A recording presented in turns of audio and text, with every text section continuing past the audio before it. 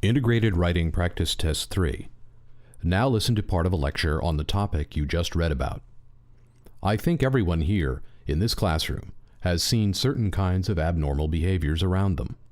As a matter of fact, the criteria for classifying abnormal behavior have changed over time as human civilizations have developed.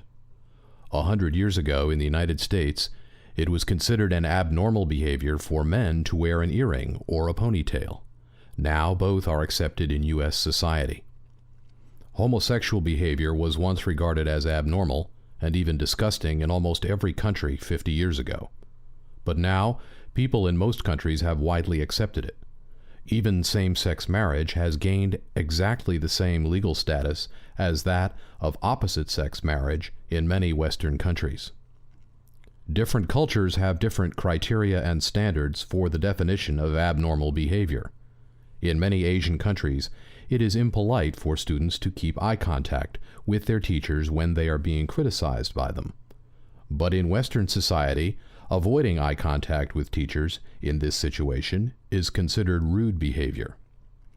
We know that the medical classification system for mental disorders has remained almost stable across time, but it does not necessarily mean that the standards for judging abnormal behavior must always be the same under any circumstances. For example, eating raw pork is abnormal to most of us here. But suppose you're stranded under debris for several days due to an earthquake, and a piece of raw pork is the only source of food available. What would you do under such circumstances? I think everyone here would think that eating raw pork at that moment would be an acceptable behavior.